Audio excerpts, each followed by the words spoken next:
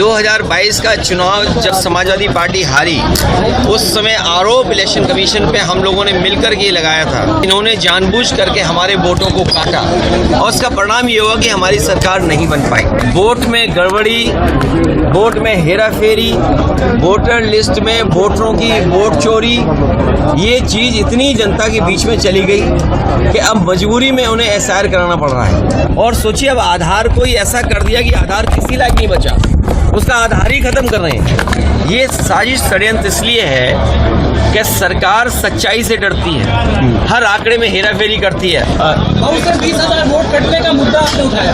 देखिए, आपके सांसद राजीव राय जी यहाँ हैं।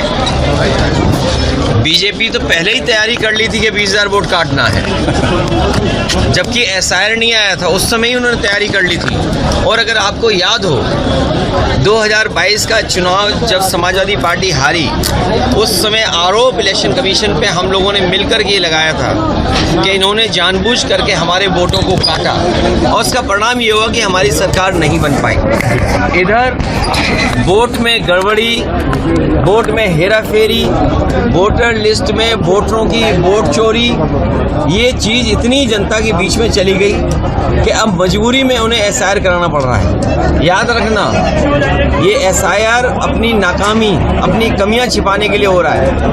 अच्छी बात है कि एसआईआर में हम भागीदारी कर रहे हैं और मैं अपने एक एक कार्यकर्ता का धन्यवाद देता हूं कि जो पीडीएफ प्रहरी बन करके वोटर लिस्ट ठीक कर रहे हैं जी। मैं एक बार फिर अपील करूंगा कि अपने मतदाता आम लोग मिलकर के वोटर लिस्ट को ठीक करें, अपना वोट बचाएं, कटने से बचाएं, जुड़ने के लिए मेहनत करें। कागज ढूंढना पड़ रहा है, डेट ऑफ बर्थ है या और कागज ढूंढने पड़ते हैं, वो सब ढूंढ करके वोट बढ़ाएं। लेकिन दुर्भाग्य बात ये है कि जिस